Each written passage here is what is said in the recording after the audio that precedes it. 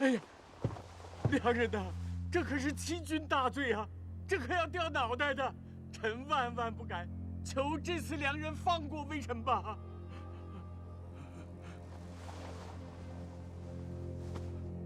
本宫当然知道这是欺君之罪，也知道这是要被杀头的。不过，陆太医，你可别忘了，你我是共犯。当初本宫怀孕，可是你查出来的。如果现在让别的太医查出本宫从未怀上过龙子，那你依然脱不了干系，依然是杀头之罪。所以说，现在办法只有一个：你不说，我不说，人不知，鬼不觉。时间一长，这事儿就过去了。说不定哪天本宫真怀上了龙子，大王高兴还来不及呢。您说呢？微臣真的万万不敢的，求良人放过微臣吧，放过微臣吧。好吧，既然陆太医这么说，看来也没有其他的办法。上仪，在。现在你就陪本宫去跟大王自首。那陆太医收了咱们金子的事情，是不是也要向大王坦白呀？当然，陆太医收了咱们多少金子，全部都要向大王坦白。还有，敬良人滑胎那事儿，也别忘了。诺。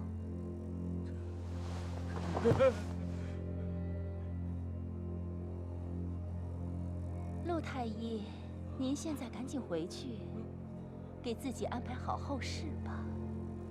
可良人，这可是诛九族之罪呀！是啊，你要不说，本宫还真忘了，这是诛九族之罪呀。回不回去料理后事，也不重要了。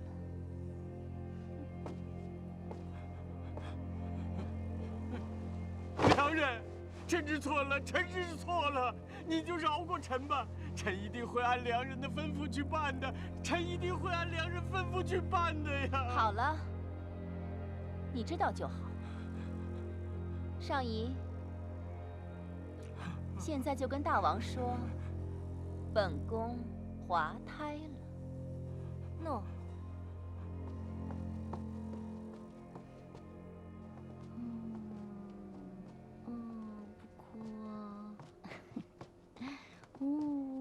不哭啊！太后这是？太后近来饮食不佳，时常一日只吃一餐，时而清醒，时而疯癫。近几日抱着枕头自言自语。枕头？是。太后将枕头视为2个已逝的孩子，抱在怀中与他们说话，还吵闹着要奴婢去找个乳娘来喂他们吃奶。乖，先退下吧。诺。乖。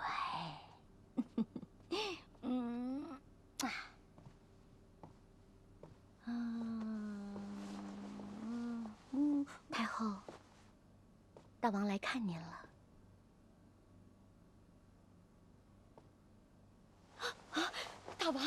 大王会来杀我的孩子，我怕。太后您别怕，你仔细看看，是正儿。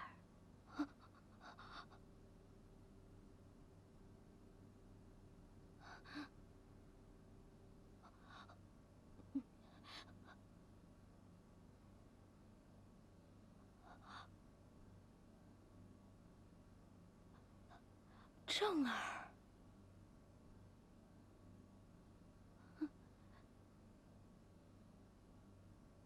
那你是谁呀？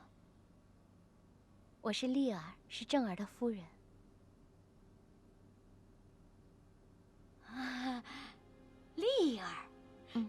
常常拿红枣给本宫吃的丽儿。本宫最喜欢你了。我想起来了，想起来了，丽儿，还有敏黛，敏黛也是正儿的夫人。是啊，敏黛和本宫都是赵国人，但本宫不喜欢敏黛，本宫喜欢你。你为我们正儿生宝宝了吗？生了一个公子，叫天明。母后见过。是吗？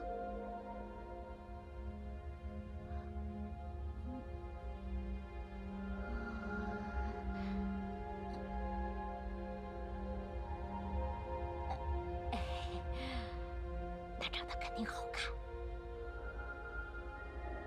和我们的长儿一样好看，是不是？乖，乖。你要多生几个，只要是你生的，本宫一定特别宠爱他。好，丽儿知道了。多生几个，我们就不孤单了。哦，好乖乖。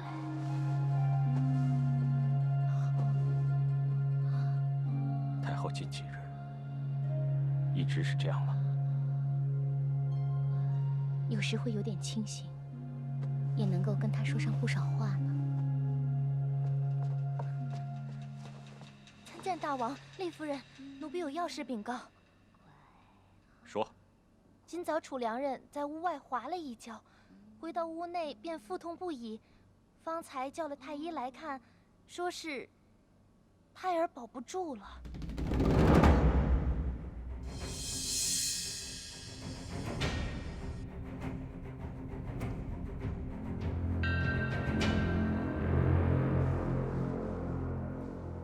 太医，良人身体如何？回大王，良人虽说滑胎，但未伤及母体。待臣回去给良人开几副方子，让良人好好调理一下身体。良人尚还年轻，我想良人很快会再次怀上龙子的。有劳太医了，你先退下吧。诺，臣告退。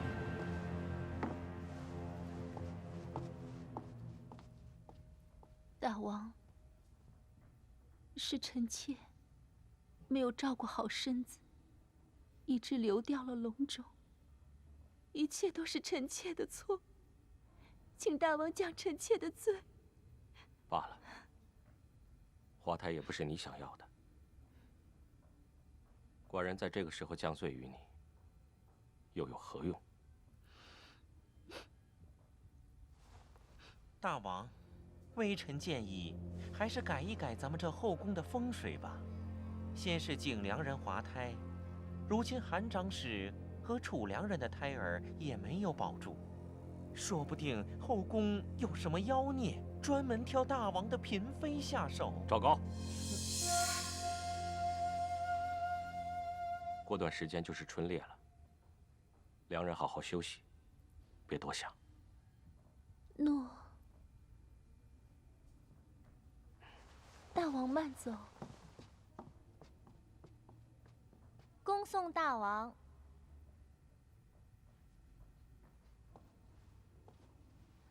大王走了。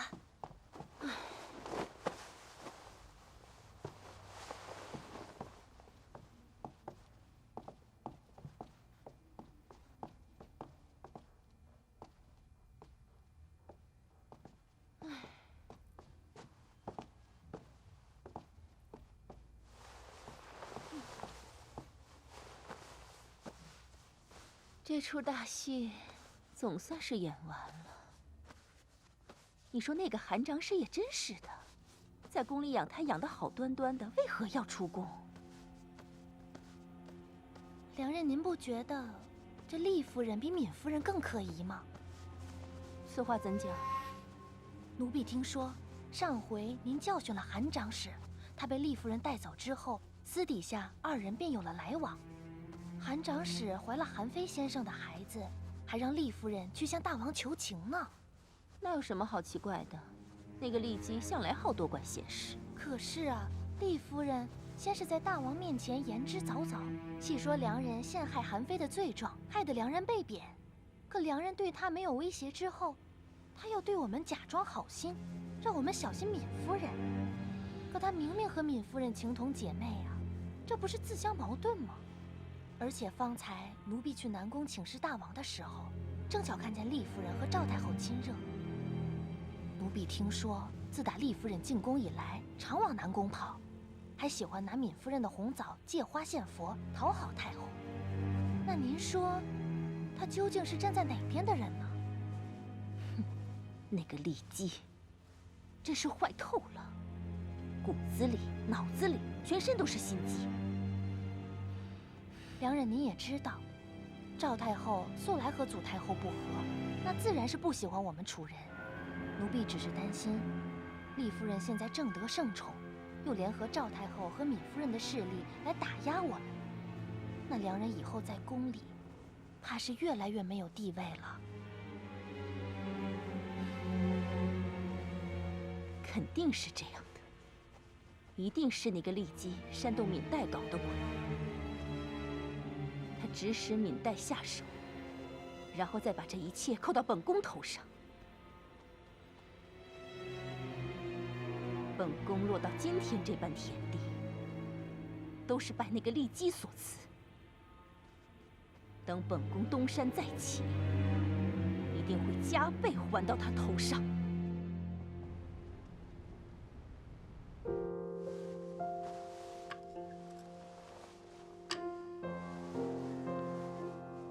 丽儿，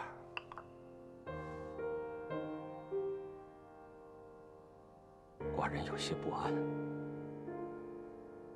我身边的亲人都与我愈走愈远，今日母后心神憔悴，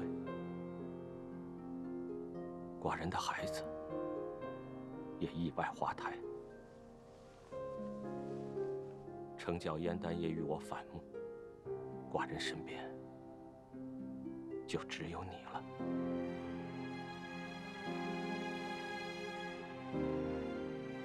寡人今日想起燕丹曾对我说的话，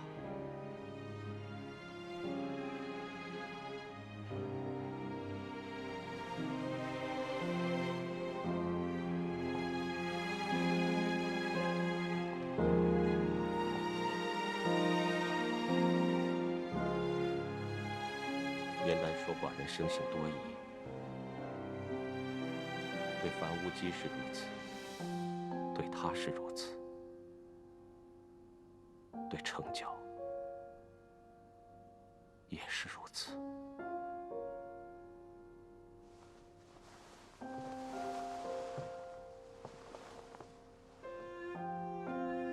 大王说的丞角，可否是我在洛阳见到的长安君？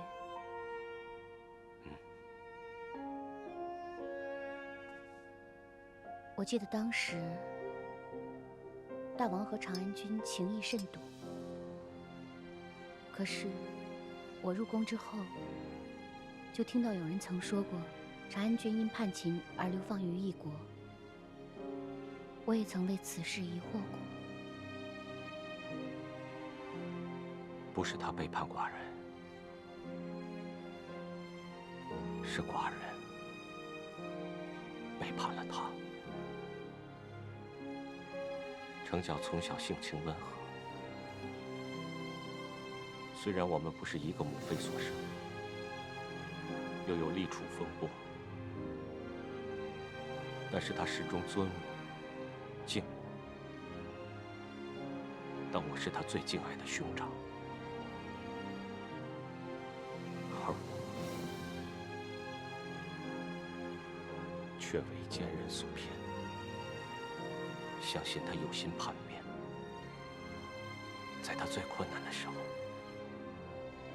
我却未能守护他。我娘太蠢了，吕不韦对娘进了谗言，使他以为若大王疼爱丞角，却不立嫡长嬴政，将使父王为难，召臣民耻笑。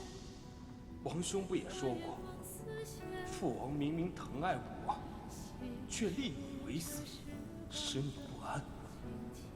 自古以来，宗室相残本为常理。然而这些年，王兄始终待我不薄，难不成是怕我谋反？不是的，那就把大秦王位给我。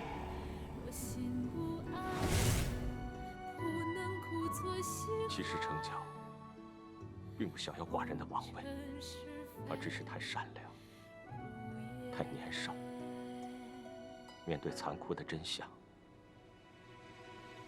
他不知道如何生。那些年，他是如何待我，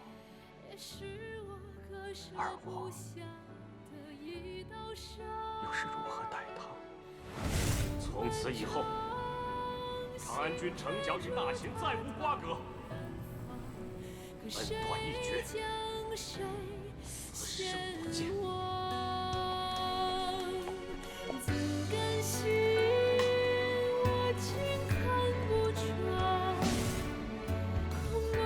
是寡人对不起成角，我的王弟。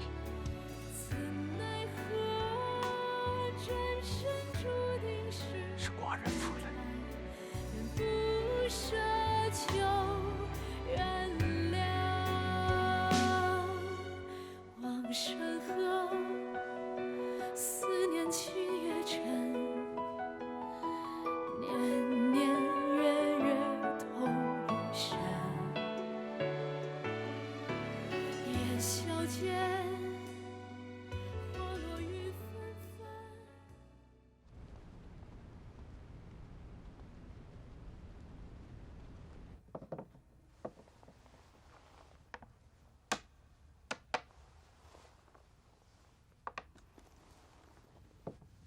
韩侍卫前些日受的伤，痊愈了吗？谢大王关心，已无大碍。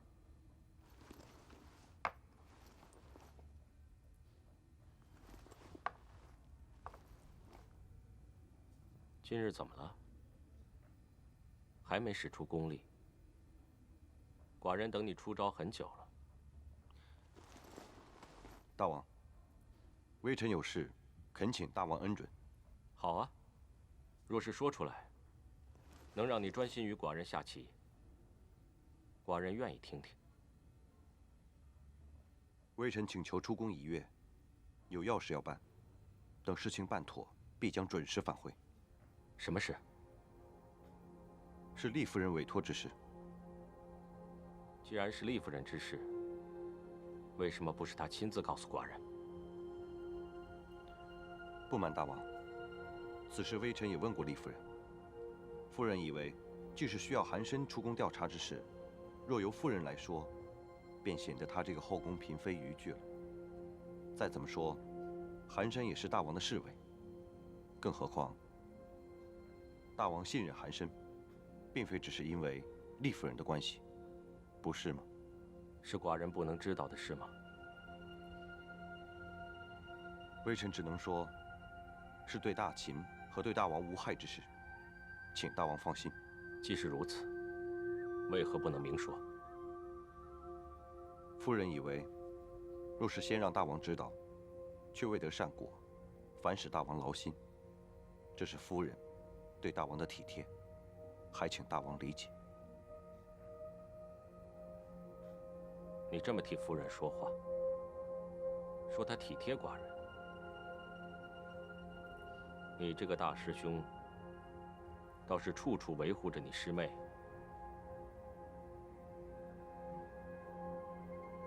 你维护你师妹，可以维护到一辈子都不娶，就待在她身边，你就满足了是吗？是。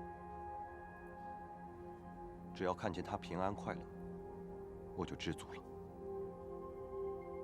好，你说到做到。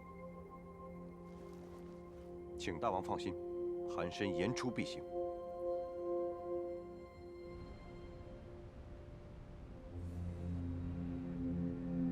如今有李牧将军在，我大赵虽无需忧心秦军再犯，然也非长久之计啊。赵国渐弱，再不图强变法，仅仅能保全邯郸而已。嬴政应该不会就此罢休，他越是败战，便会越想要赢。公子，如今既有闵夫人在秦国做内应，又有老夫为你献策，只要我们挡住秦军的攻势，将赵谦那个昏君赶下王位，必不远矣。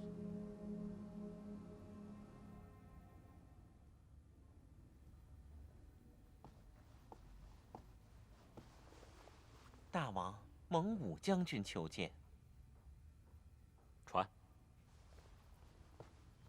宣蒙武进殿。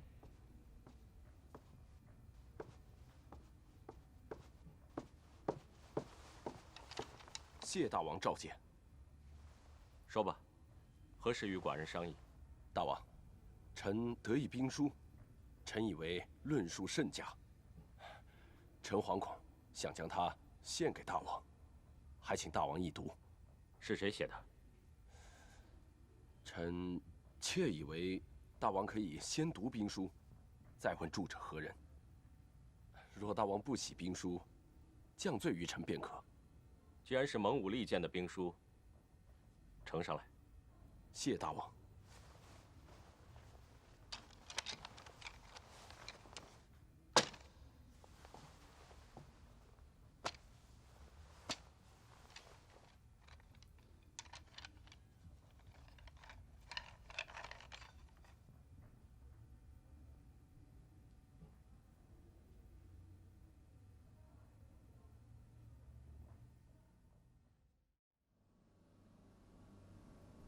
草民未了，参见大王。大胆！你如此匹夫，参见大王，为何不行礼？大王，魏老先生久居乡野，不悉朝堂礼数，望大王见谅。魏老先生，寡人已阅你所著兵书，然寡人有一事不明：您既是魏国人，何不向魏王献计，要远至我大秦，求取名位？你这刁民，如此狂妄，竟敢在朝堂之上放肆，莫非在辱笑大王吗？老夫并非辱笑大王，老夫辱笑的是以往那些献书之人，他们肯定个个都是来求取功名，大王才如此说。若你不是为了求取功名，所谓何事？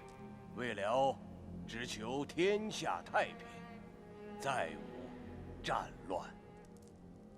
老夫年少即习兵法，便游历各国，一线所学，以为富国强兵，便足长志也。然10数年来，老夫之子和亲兄弟皆丧身于战乱之中，如今家破人亡，仅余老夫一人，求取功名又有何用？结束苍生苦难，使百姓安然，方法只有一个，那就是天下一统。那么您这次来我大秦，有何贵干？老夫选择了大秦呐。当今世上，唯有秦能统天下。然老夫择秦，并非全是大王之故，望大王勿自视过高。你这老头儿，说下去。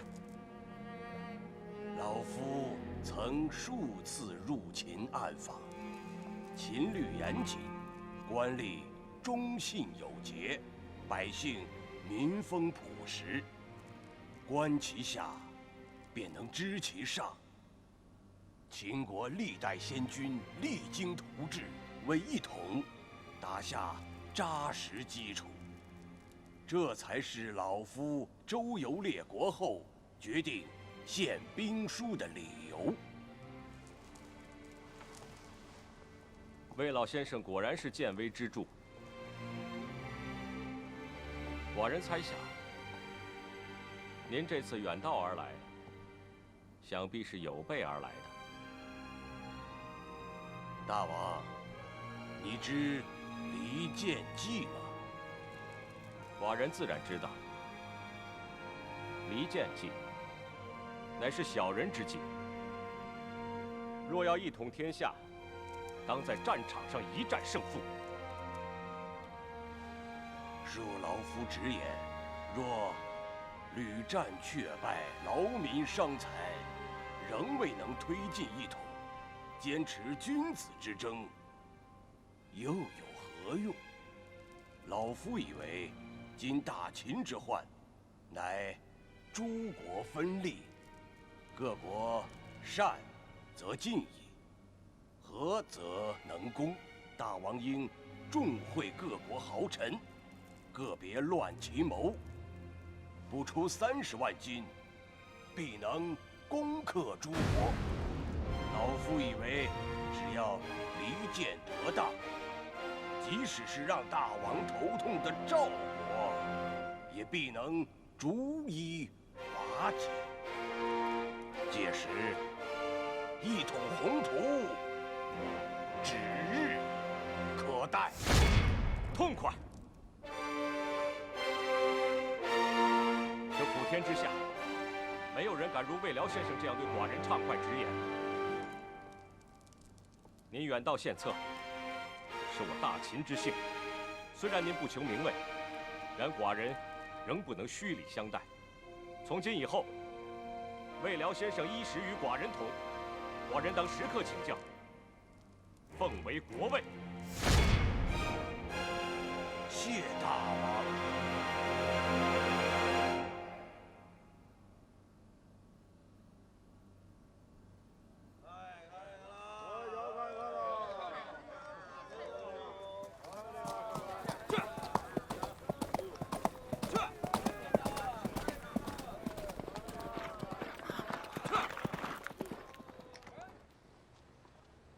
姐姐，听说近日有人向大王献策，要大秦花重金去行见各国。不知此传闻，姐姐是否有听说？竟有此事？近日来秦策事不绝，屡有献策，不过大王也未必全盘接受。只是这次行见之国的目标正是赵国。姐姐应当知道，自从秦魏赵败后，大王一心想要找到攻赵之计。除了韩非先生生前所献之策，大王一心想要攻赵，应是有几分寻思的。毕竟大王儿时在邯郸受过不少委屈，姐姐你应该也知道。我是亡国之人，6国之战，虽说我也忧心百姓之苦，但怎么说我也是局外人。但是姐姐你就不同了。姐姐虽说不涉朝堂政治，但是这次受敌的毕竟是自己的母国。姐姐若真想为赵人做些什么，为何不去找大王恳谈呢？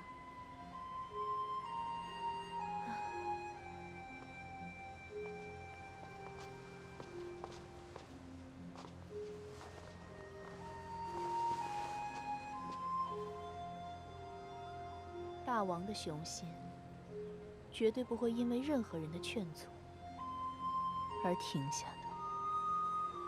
然姐姐也说过，大王并非是听不进话的庸君。虽说一统天下是不可破的雄心，但如今大秦也并非占到上风，战争也并非是唯一的手段。若姐姐在居中斡旋的话，秦赵关系可能还有转圜余地啊。为何妹妹觉得我得以居中斡旋？我都跟你说了多少回了，本宫向来不过问朝堂之事。妹妹这话又是什么意思？姐姐，我想你应该很明白，我从来都没有一丝害你之心。你我姐妹二人这些年在这宫中相知相惜，如若姐姐真的有什么苦楚，大可与我倾诉，我不会告诉任何人。我并没有什么苦楚，只是妹妹，又何以这样说呢？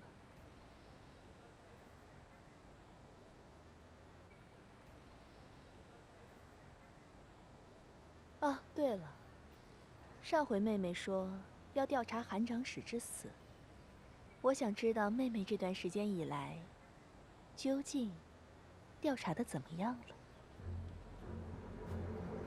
是啊，我已经知道是谁害死了韩长史。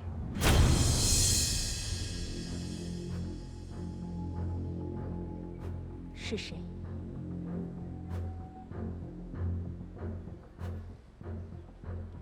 参见大王。臣妾参见大王。夫人在聊什么？哦，倒也没什么。来，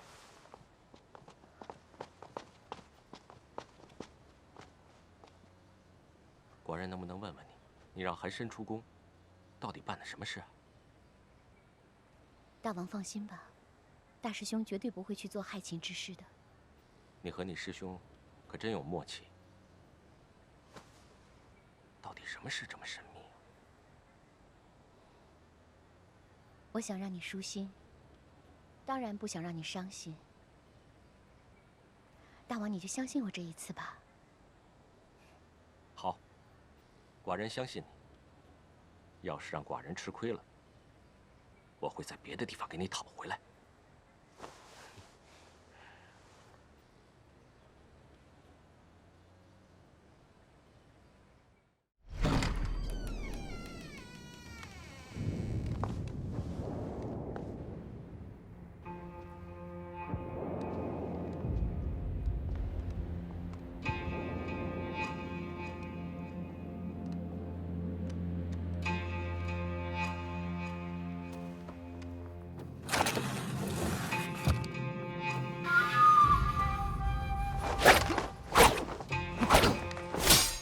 师弟，师兄，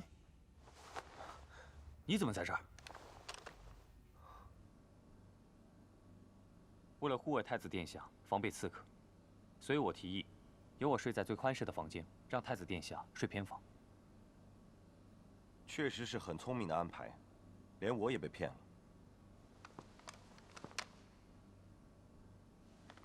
我并非是想刺杀太子殿下，仅仅是想看看榻上之人是不是你。韩侍卫，你为何来邯郸？说，你是不是秦王派来的？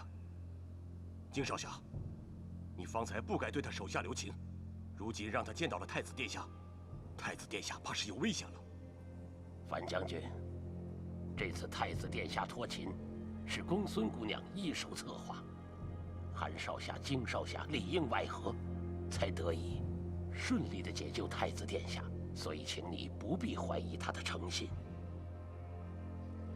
哼，公孙姑娘便是厉夫人，也是荆少侠的师妹，是吗？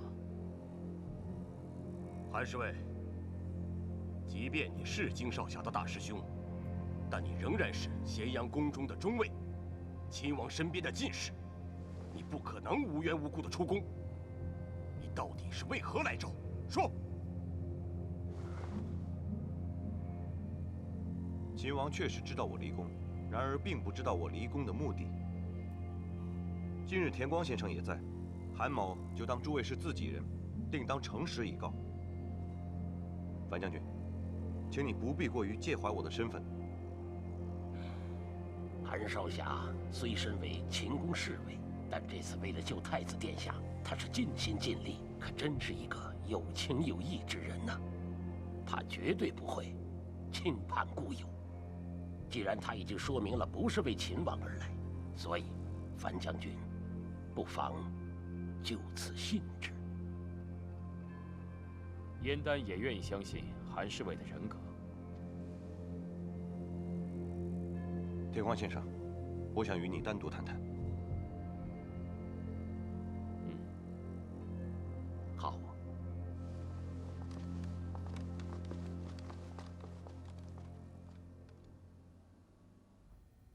大人，本宫向来不说客套话。既然大人愿意来见本宫，那咱们就把话挑明了说吧。原来中常侍大人一直为夫人所用，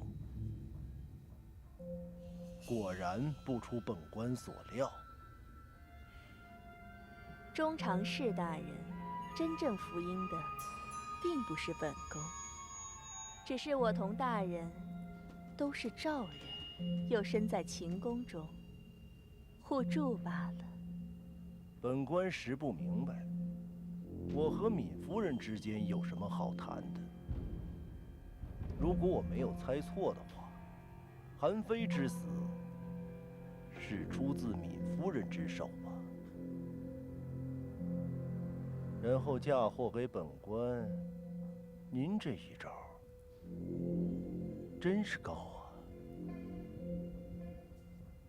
对于我大赵来说，韩非就是我赵国的敌人，自然是要除掉的。既然如此，何必要借刀杀人？这要怪呀，就只能怪廷尉大人，你运气不太好。韩非一事，若不是厉夫人穷追猛打，再和昌平君一起闹到了大王面前，你们应该是可以全身而退的。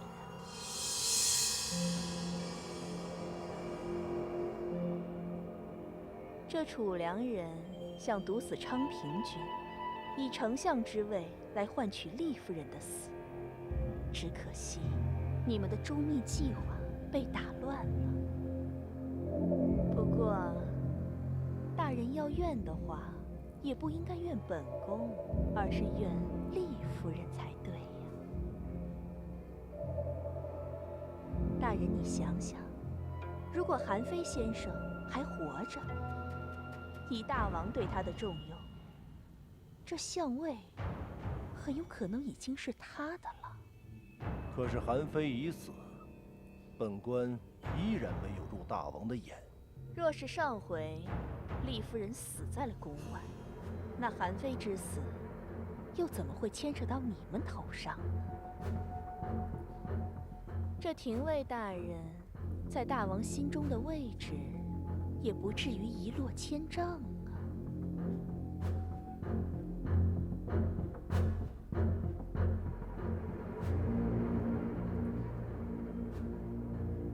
闵夫人，您此话何意呀？本宫的意思是，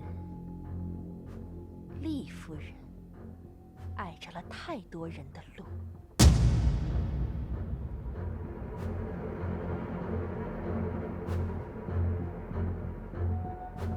若是大人想重新赢回大王的信任，也是有方法的。本宫也可以助你一臂之力。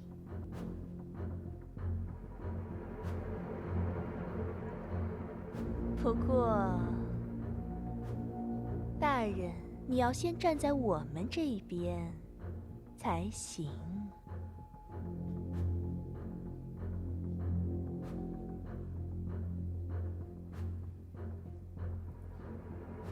夫人，想要我李斯如何去做？明日春猎就是最佳时机。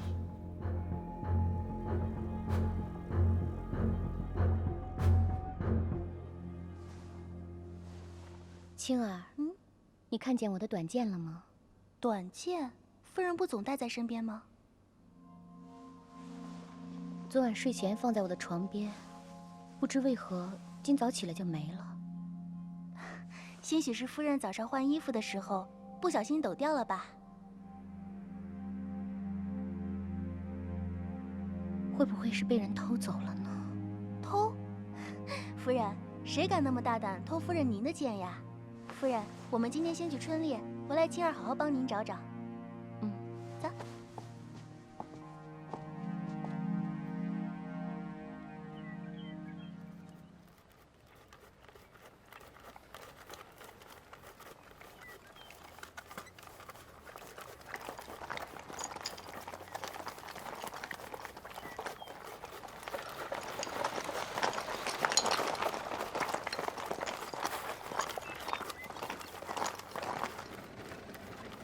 今日风和日丽，真是狩猎的好日子呀！打从丽儿入宫以来，对我最照顾的人便是姐姐你了。可是近日丽儿心中有一些事情，实在是弄不明白。这九眼琉璃珠，乃南楚上品，非楚国王族不可得。楚良人曾赠给韩长史一串，可偏偏那么巧。次次韩非先生的药瓶上，也缀有这九眼琉璃珠。这有什么好想不明白的呢？这药瓶上的九眼琉璃珠，并非是韩长使的，而是楚夫人赠送给姐姐的。我说的没错吧？姐姐刚入宫的时候，楚良人想要讨好姐姐，于是便送了一串九眼琉璃珠。我在韩长史身上闻到一股白檀香。夫人，怎么了？长史平日可有在屋里焚香的习惯？焚香？香料昂贵，这可是位分高的夫人才能做的雅事。长史，怎么可能？一个7品长史，断不可能用这么名贵的香。而夫人当中，最常用白檀香的，就是姐姐了。所以我在韩长史身上闻到白檀香的时候，第一个想到的人就是你。甚至可以说，韩长史表面是听命于楚良人，实际上他是在为姐姐你做事。这件事情本就是楚良人所为，人证物证俱在。又何以牵扯到本宫身上？家书一事，确实是楚良人指使韩长史去做的，目的是帮廷尉大人解决韩非子，而廷尉大人给他的回报，是让刺客劫持我出宫，让我死在宫外。可是廷尉大人跟韩非子毕竟同窗，不可能有那么狠的心要杀他。借刀杀人的人是你夫人。你知道了楚良人想要毒杀昌平君的计划，是将毒药调包给了韩非大人，而且还缀上一串九眼琉璃珠，为的是把一切都嫁祸于楚良人。就凭你一面之词，就想说这毒药是我给的吗？是，这一切都是我的猜想，但我唯一的证据就是你的心。闵夫人向来都是一副不涉朝政的样子，但是暗地里，涉入朝政最深的人就是你。你入秦的目的，就是为了帮公子家夺位。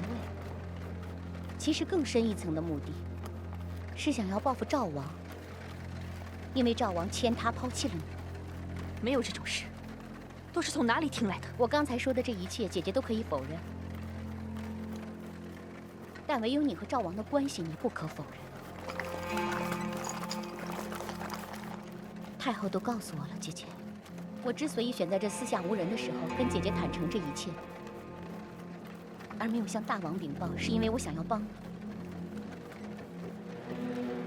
你。夫人，你入大秦到底是为何？你确实要帮公子家夺回赵国的王位，对吗？我不需要禀报。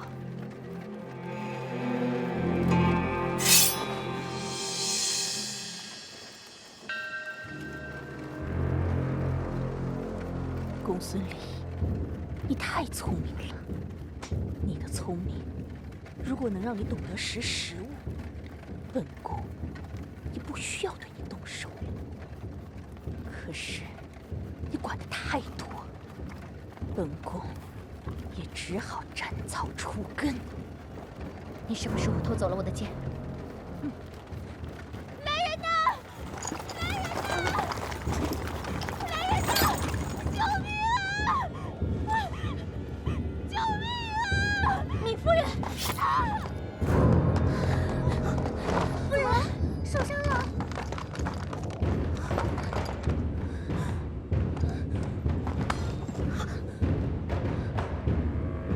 这怎么回事？大王，是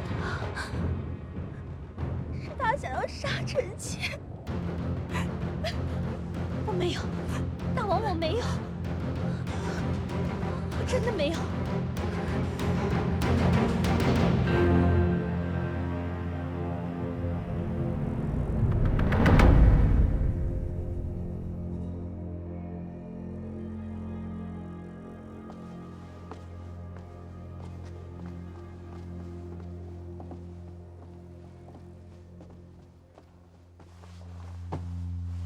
微臣臣妾叩见参见大大王。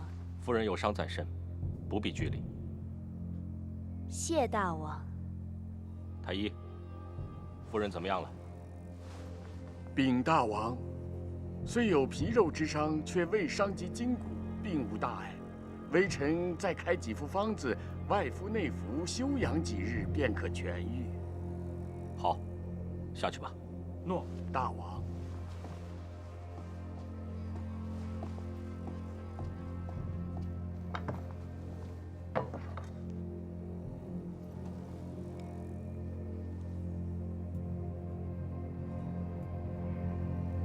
厉夫人，这是你的短剑，对吧？回大王，是我的。厉夫人正是用此剑伤了臣妾。回大王，我并没有用这把剑去伤害任何人。那这把短剑为何会在御车上？禀大王，明明是有人偷了我们夫人的剑，今天早上我们就已经找不到了。这把短剑一直都是你随身佩戴。你告诉寡人，还有谁能拿到这把短剑？大王，我只能告诉你的就是，我从来没有想过用这把剑去刺伤闵夫人。若不是你，难道是闵代拿短剑伤自己吗？闵夫人，臣妾从来没有习过武，平日里见到血都会害怕，又怎么会用厉夫人的剑来刺伤自己呢？闵夫人，你知道我说的句句属实。如若你一定要这样欺骗大王，那我也只能说出实情。大王，杀死韩非先生的凶手，正是眼前的闵夫人。毒药确实是楚良人所准备的，但是目标并不是韩非先生。闵夫人命人把毒药送到大牢中，为了嫁祸给楚良人，还有韩长史，他便留下楚国的琉璃珠作为证据。为了灭口，他还杀死了韩长史。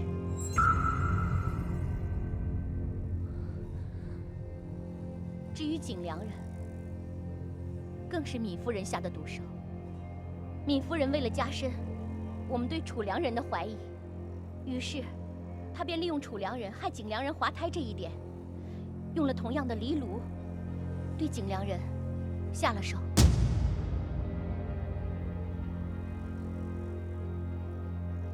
说的真是天花乱坠。厉夫人，景良人暴毙那日，本宫在你宫中与你说话，你怎么能说这毒药是我下的呢？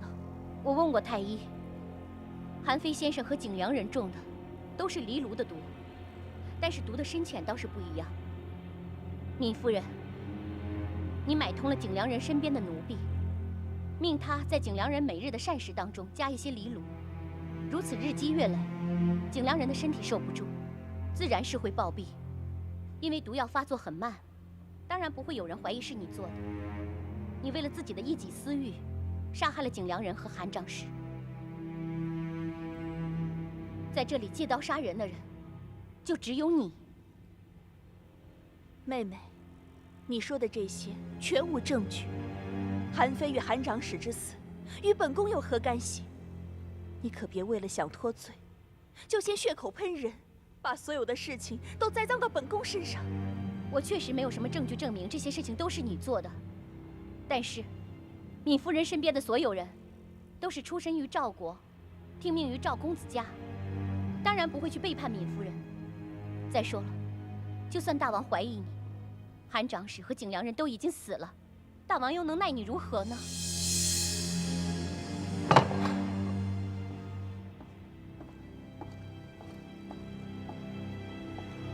免丹，寡人不明白，你说厉夫人要脱罪，脱什么罪？回大王，厉夫人此次想灭臣妾的口，是因为臣妾正要揭发一桩丑事。大王，千万别听闵夫人胡说，正是厉夫人协助太子丹离秦的。大王，绑走厉夫人，正是太子丹离秦计划的一部分。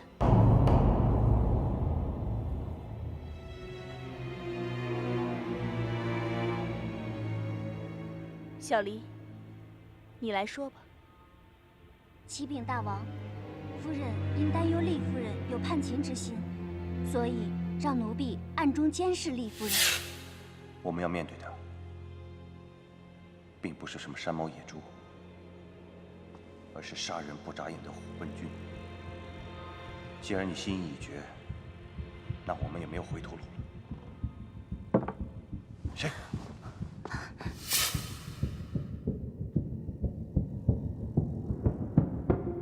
小离，你怎么可以这样对我们夫人？厉夫人一手筹划助燕太子丹离秦之事，甚至连那日闯入府中的刺客，似乎也是厉夫人的师兄。你，大王，小离所言字字属实。他曾向臣妾发誓，如有半句虚假，愿打入永巷，绝不辩驳。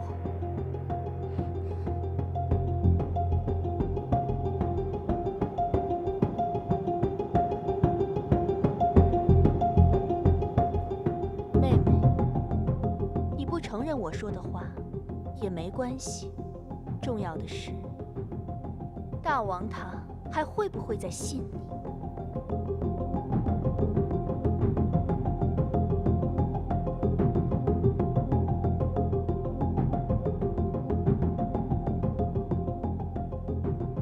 廷尉大人求见。他来干什么？是臣妾请他来的，要的就是大人来证明臣妾所言字字属实。让他进来。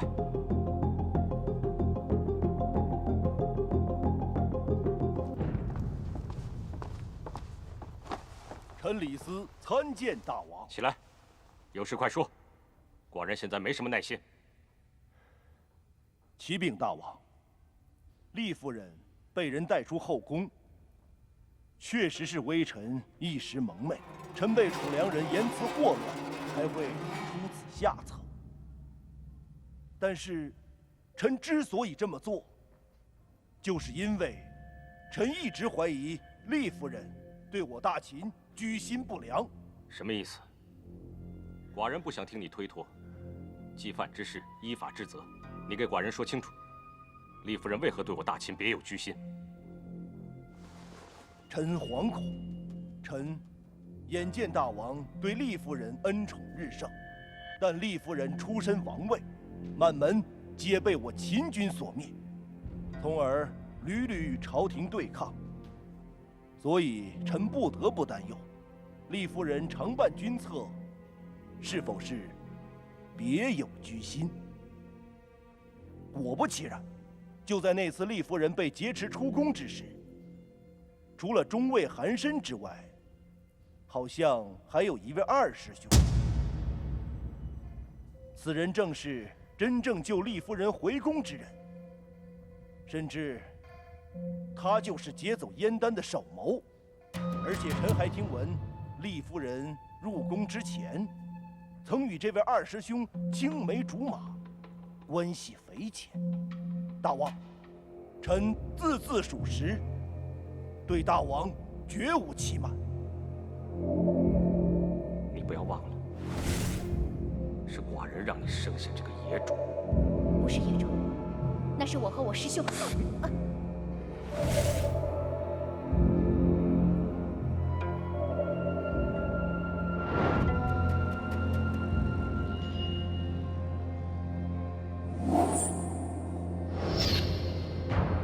可能当时光线太昏暗了，我竟然没认出来。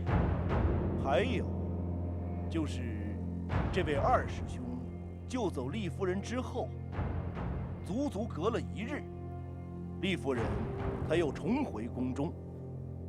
在这1日之间，孤男寡女，又在乡野之间，很难说会不会旧情复燃。廷尉大人，你不要说一些无中生有、不着边际的话。厉夫人，您若不是心虚了，何以如此生气？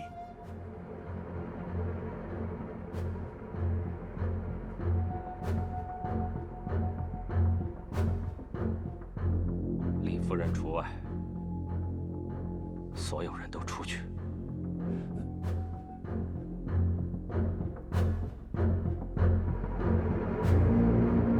出去！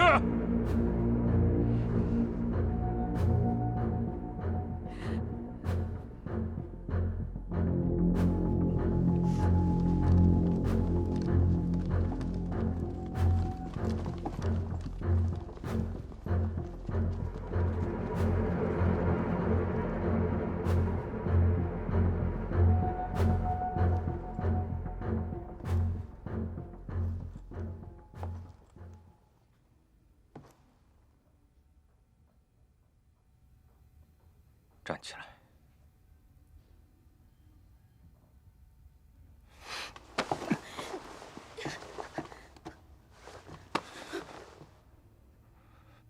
看着寡人，方才他们说的，是不是真的？说！你要是不说，寡人就立刻处死所有太子府中的阉人。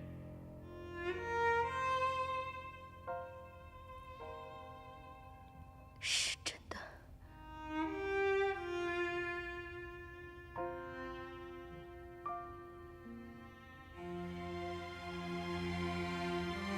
那个武功高深莫测、救走燕丹的人，就是你师兄，对吧？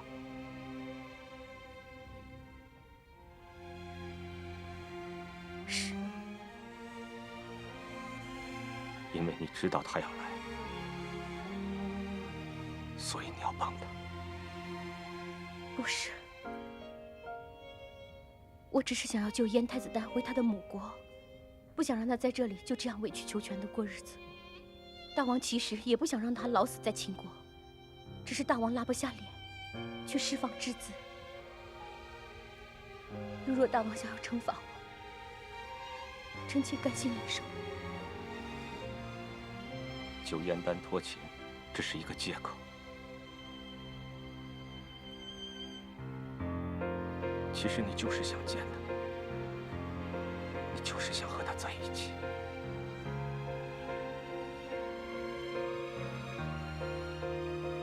你被挟持出宫，也是你们计划好的，包括韩申在内。挟持出宫，挟持出宫是为了让太子丹顺利离访。大王，我知道我欺骗了你，但这一切都是我一个人的计谋，跟其他人无关。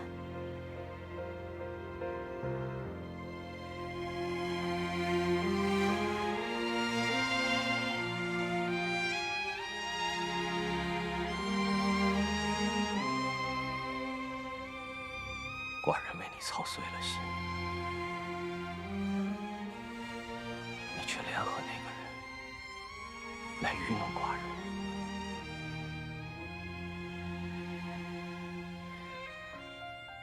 我很愧疚。你一方面就燕丹脱亲，另一方面在寡人面前虚情假意，这就是你的愧疚。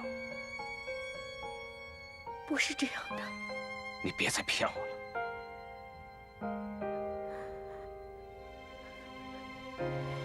你到现在还在爱着那个人，对不对？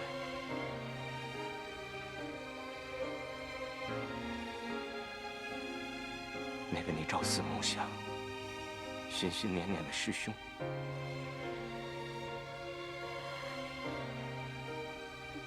从以前到现在，你从来都没有爱过我。你为了你自己的利益，欺骗我。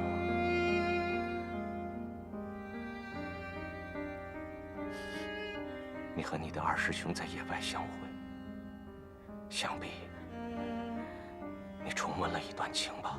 不是这样的，我只是想要救太子丹回国。我对你的感情是真的，真的不像你想的那样。够了！我不会再相信你。对不起。你给我滚！滚！对不起。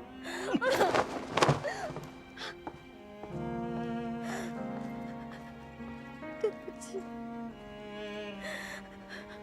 对不起。对不起。对不起。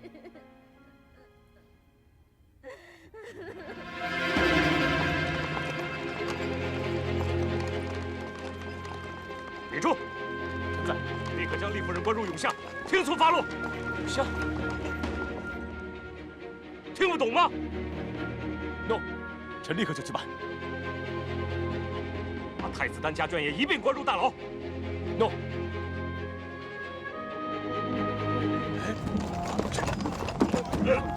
大人，这是做什么？我们正要启程回蓟城呢。恐怕你们再也回不去了。来人，给我将人全部拿下！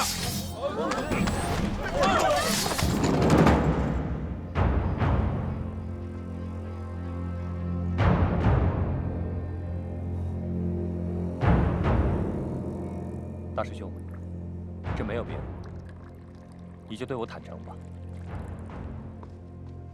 你究竟是不是受秦王之命来抓燕太子丹的？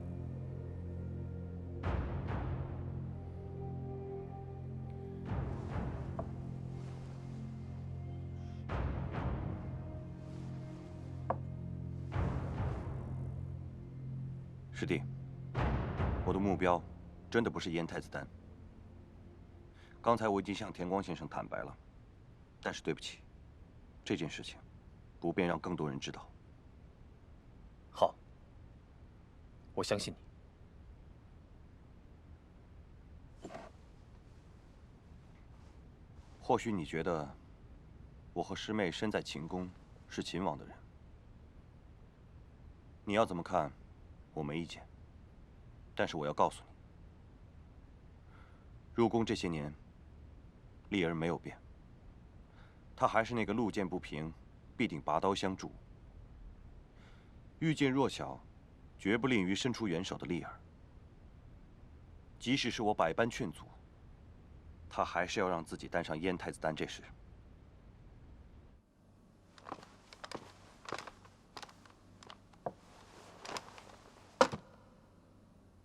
太子殿下，韩申既有其他的目的，那何以这么巧也来了邯郸城？他若是奉秦王之命来打探太子殿下消息的，我们岂不是都给他骗了吗？樊将军，韩少侠在太子殿下托秦之间颇有效力。若不是他故意让金少侠打伤，可能我们到现在还过不了函谷关呢。韩申确实曾鼎力相助，燕丹愿意相信韩侍卫来此应当并无恶意。樊将军，你就别多心了。师妹她得知你练成了师父留下的剑法，真的为你开心。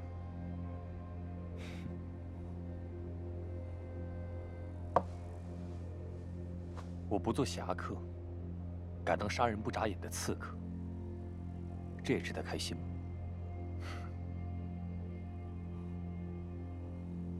我现在才明白，师父当初为什么要把葫芦剑谱封在洞里，而不交给我们。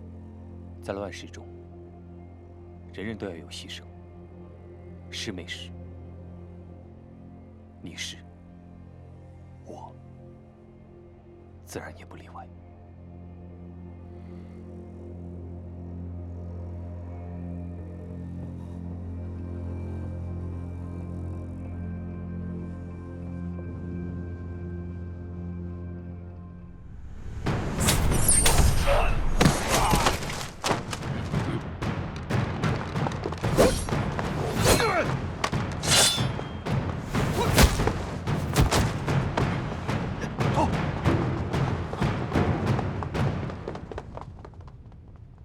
难道嬴政找到我们了？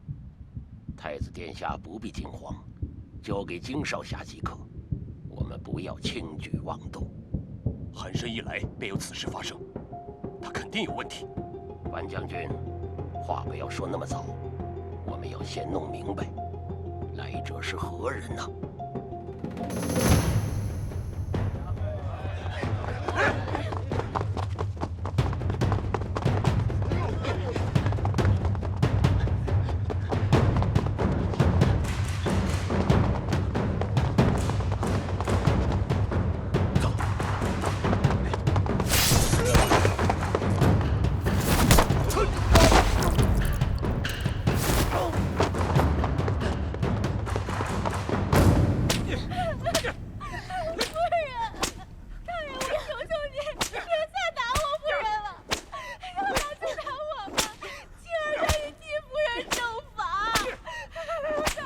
住手！厉夫人，真没想到可以在这里见到你。您放心，您之前给李斯的屈辱，我会加倍的还给你。说，你为何要私助燕太子丹离秦？你是不是暗中同燕国密谋了什么条件，要对我大秦不利？没有任何条件，我是大秦的妃嫔，什么该做，什么不该做，我自有分寸。廷尉大人，此事单纯只是我个人想要帮助燕太子丹，与他人无关。是吗？你真是天真无邪呀！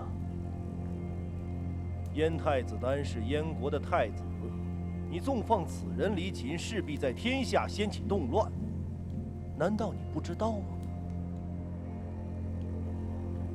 事到如今了，你居然还敢狡辩？那好，看来本官得继续让你吃点苦头了，看你会不会说实话。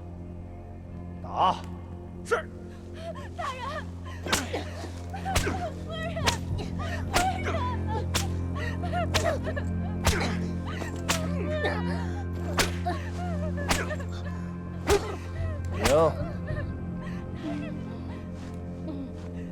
夫人，您的脾气真硬啊，吭都不吭一声。若是廷尉大人，廷尉大人的才智有韩非子的一半。倒不用待在这个阴暗的永巷，折损我这样一个无关紧要的妃嫔。像你这样一个狡诈之徒，也只能仗势欺压别人罢。你好大的胆子，竟敢拿本官说事儿！你私助叛贼离秦，乃欺君大罪。今天你无视我大秦的军威，口出狂言，羞辱本官。好，来呀，继续给我打！是，越狠越好。打我吧！金少侠怎么还没回来？啊，我出去看看。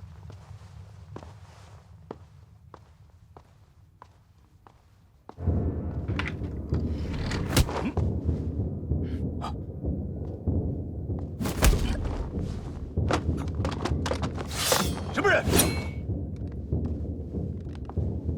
你是何许人？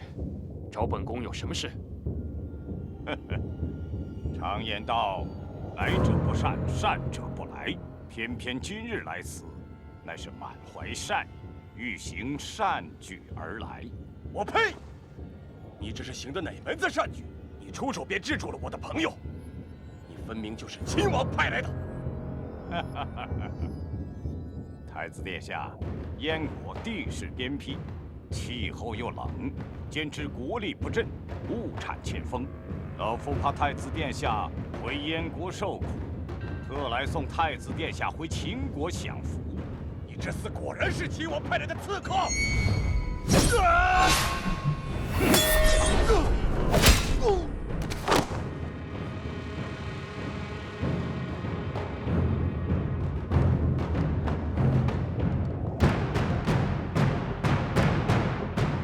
太子殿下，你别怕，秦国冬暖夏凉，物产丰饶，老夫保证你下辈子会过得舒舒服服的。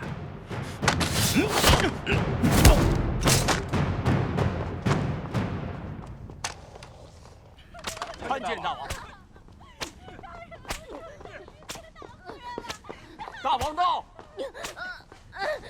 参见大王。臣参见大王。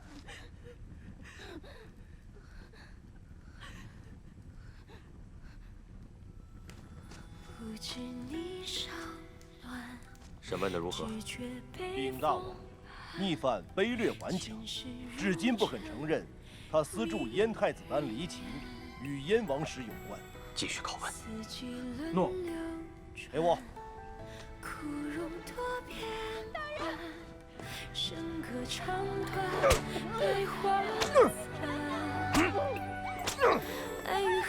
说，燕太子丹离秦之计，是不是你一手策划？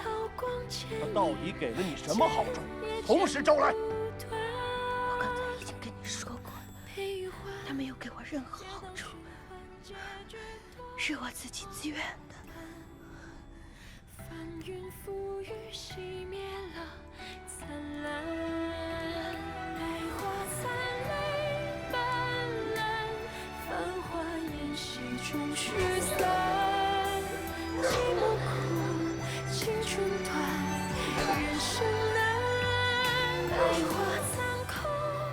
现在就杀了你从来都不是我的王，你给我的东西我不想要。就算我人留在你身边，我心永远不会在你这儿。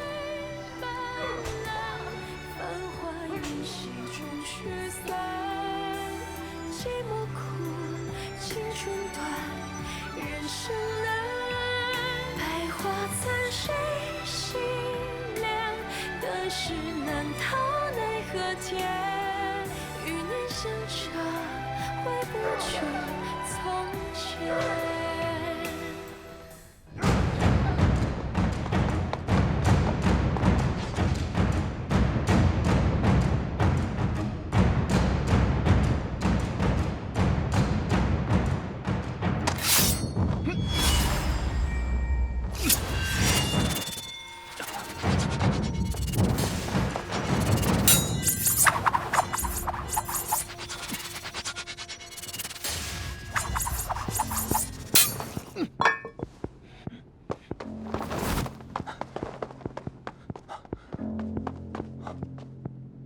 这是设计好的。调虎离山。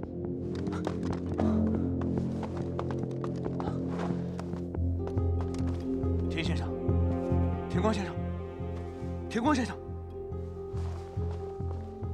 樊将军，樊将军，范将军，快起来！金上下，太子殿下呢？太子殿下被一个唠叨的老头给接走了。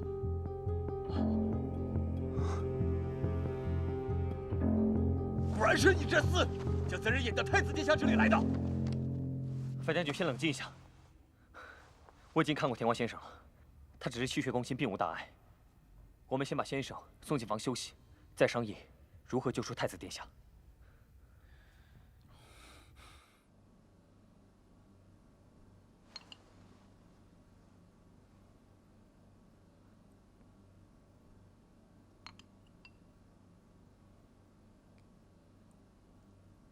大王到！叩见大王。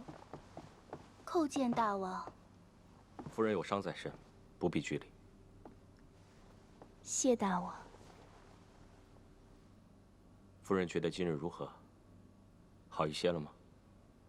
谢大王关心，臣妾已无大碍。只不过还是挂心关押在永巷的厉夫人。大秦酷刑向来严苛，妹妹的身体怎么受得住啊？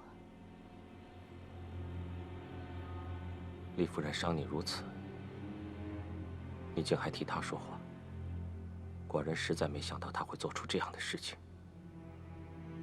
妹妹出身武家，本就有路见不平之本性，再加上太子丹此次找的帮手，又是他昔日的师兄，他又岂能袖手旁观呢？别提他。